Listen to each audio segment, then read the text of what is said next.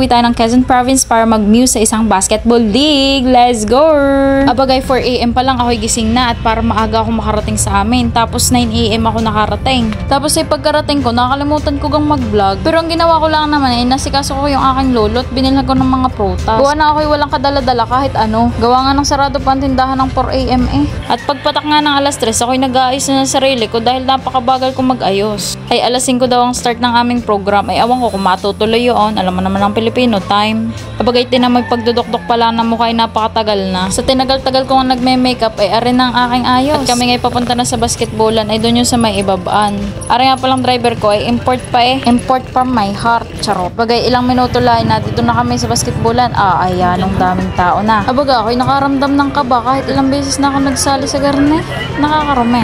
Ay ibang-iba ang kaba eh kapag ang manonood ay kakilala mo. At kasama rin po natin ang sangguniang... Ay di bandang alas 6 na nga kami nakasimula tapos nagsalita na si SK Bruto. Ay di pinakilala yung mga guests tsaka yung mga sangguniang barangay at SK. Tapos maya-maya ay nagsimula na rin ang rampahan. Ay tinamo kung paano kami magdadali din eh. And a grade 12 student who is junior.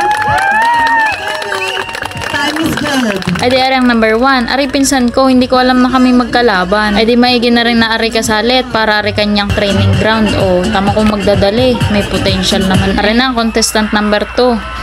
Aring batang aring natatandaan ko pa eh. Nung ako elementary, ako'y cute na cute sa batang are. Abay kulot tapos kaliit pa eh. Ngayon ay dalaga na tamo.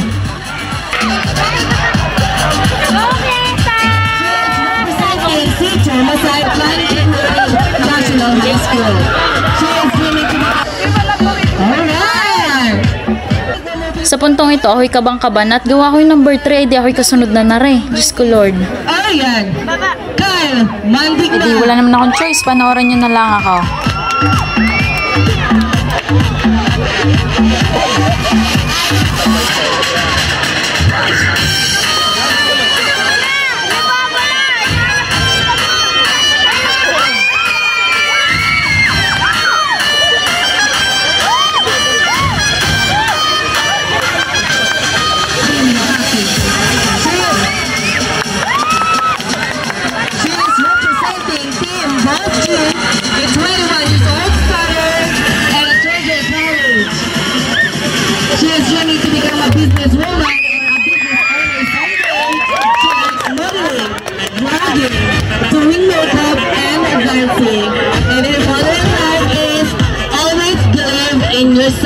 Huwag sa kapitbahay.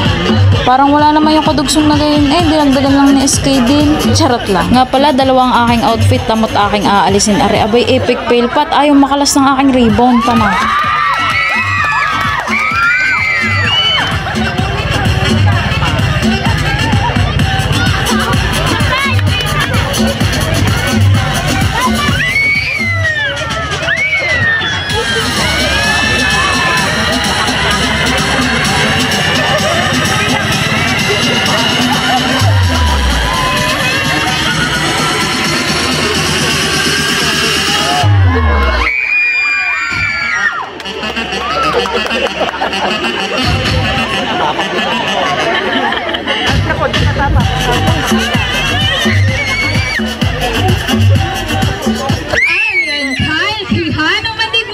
Representing Boss G. The show is about to start. Alright, just setting the spice of tonight. So thank you.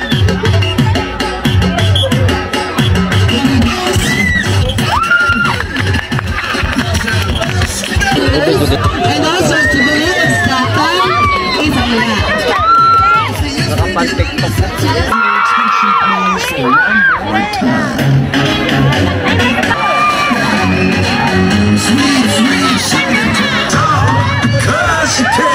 Santo Cristo Hookers is 16 years old, is National High School, dreaming to become an accountant someday.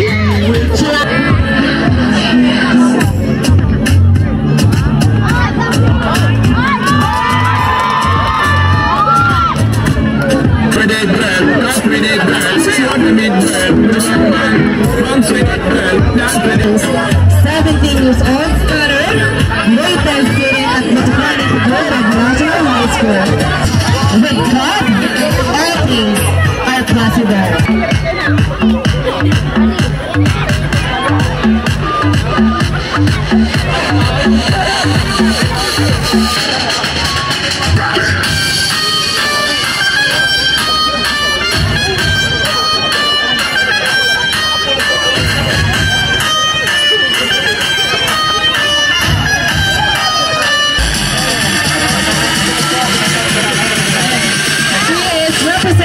team is Taraya, Lady Old Scholar and first-year college student, dreaming to become a chef someday. One more time, turn your left. So lastly, so we have 16 questions. Lahat kaming participants ay nagulat nung nalaman namin na may Q&A pala dito. Kasi usually wala talaga yon. Pero ayun na nga, wala naman tayong magagawa, panoorin nyo na lang. Halintulad ko po ang aking sarili sa isang basketball. Ano po? Dahil kung sa bola po,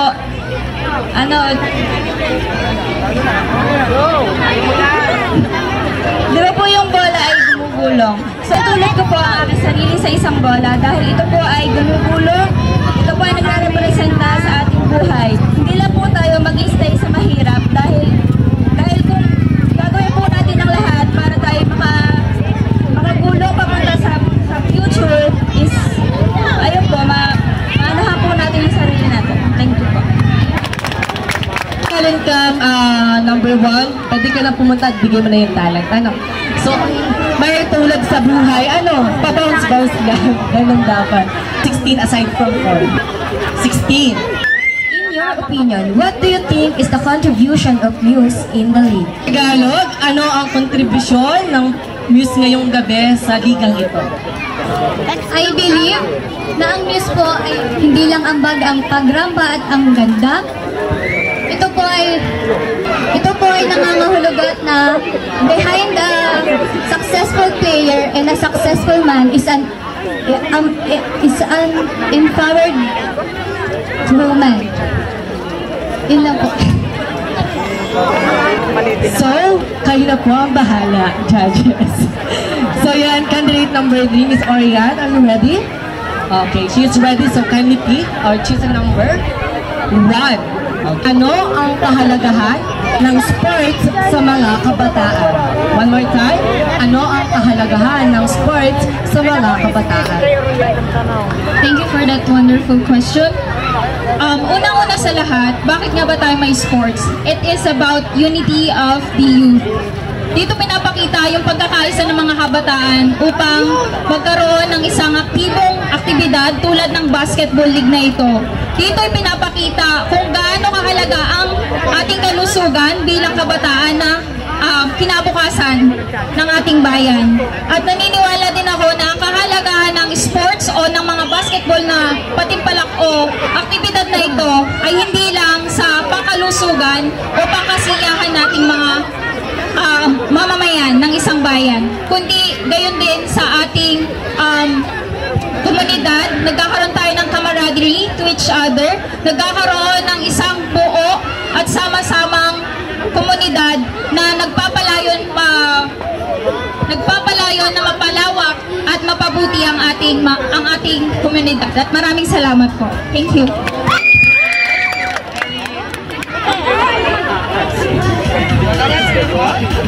How would sports make you a better person? So, para po sa akin, ang sport po is not all about sa saya. So, yung sport po is madaming involved. Like, magbibigay po ako ng example. Sa sports po, pwede po tayong mag-away, pwede po magkagulo-gulo, and pwede din naman po magkaisa.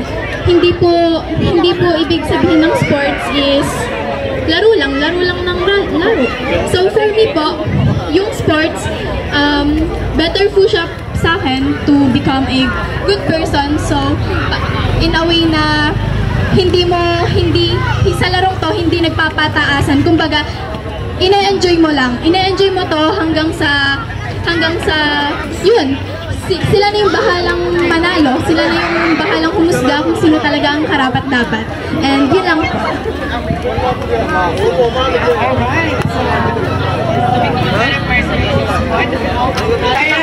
Sa iyo talaga, ano ang malilihan sa paglalaro sa Good evening po.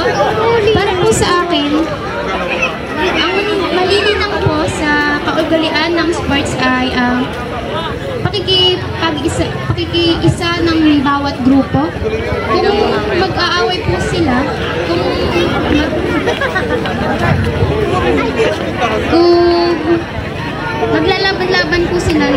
hindi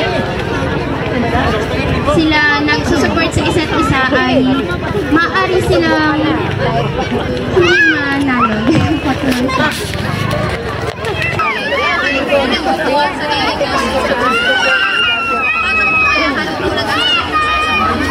Isang bola po ay ginagamit sa ating palaro ng basketball. Pero sa basketball po ay may halin ko rin po sa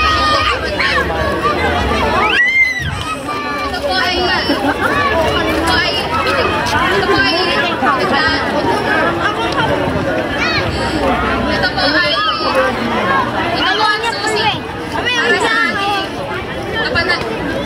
susi para sa ating pagkapanalo at para po magkaroon ng karangan. How do you make yourself physically fit? One more time, how do you make yourself physically fit? So, good evening everyone. For me, I make myself physically fit by yung mga routine po natin sa araw-araw. Pagising pa lang po ng umaga, tubig to hydrate yourself. And yung kagaya po na hobby ko ngayon, ako po ay isang dancer. So, isa po yun sa dahilan para po ako yung nagiging physically fit. Thank you. Pagkatapos nga ng Q&A, aba, ay talent portion naman mga ate ko. Eh, syempre, hindi naman ako sasayaw ng naka-heels at pagkataas noon. Syempre, may baon akong sapatos, ready. Ay, siya rin ang talent portion, inyo na lang panoorin ha. Abay, kahirap na may explainer eh. Siya, sige, dali.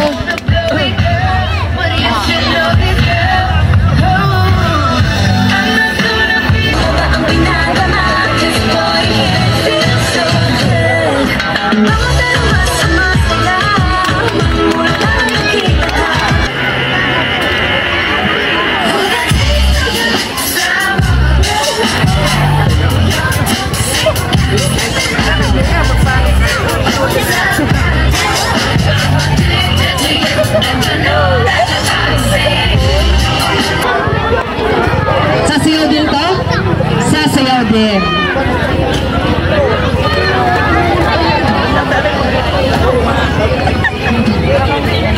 One more time. Sa top.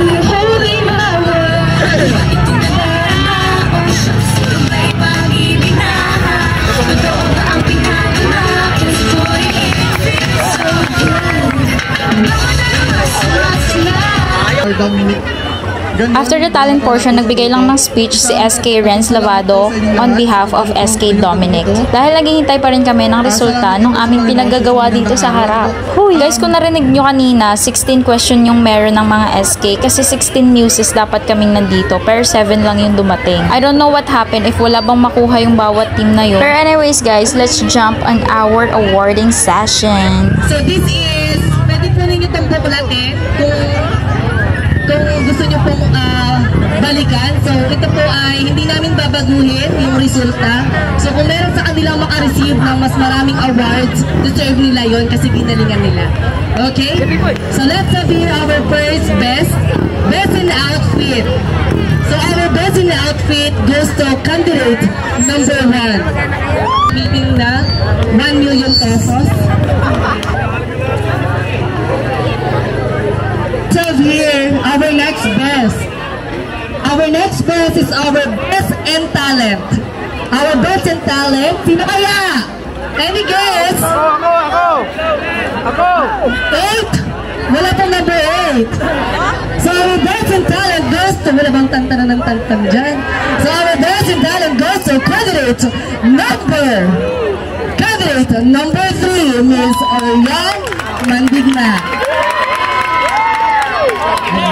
Aba ay sa hindi inaasahang pagkakataon, nakasungkit na naman ng best in talent ang Ferzon kahit last minute inaral yung sayaw at nawala pa sa steps. So, sa mga hindi ko tatawagin ngayon, you will receive consolation prize naman. Number 1? Number 2? Number 3? Wala akong naririnig po.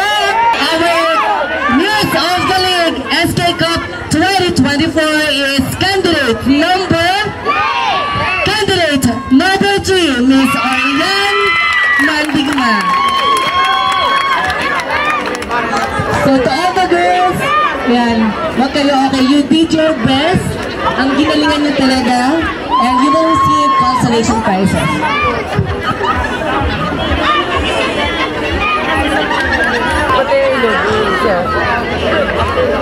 So to all the girls and to the winners, congratulations, deserve you. After the program, umuwi na agad kami dahil gutom na ako ante. Wala akong lunch tapos wala pa akong dinner. So ayun, kakain muna kami and balak sana namin mag Jollibee pero bumili na pala yung kapatid ko and we have here a chicken bucket chicken. Bakit nga ba chicken? Char. Lubos ako nagpapasalamat sa itaas at lalo na sa team na kumuha sa akin, sa Boss G at sa aking import driver, photographer, and overall boyfriend na todo suporta dahil wala naman siyang choice dahil si Papa naman yung nag-push sa akin dito. Huy! Eme! So that's it for our vlog for today and see you on my next one everyone. Follow for more. Bye!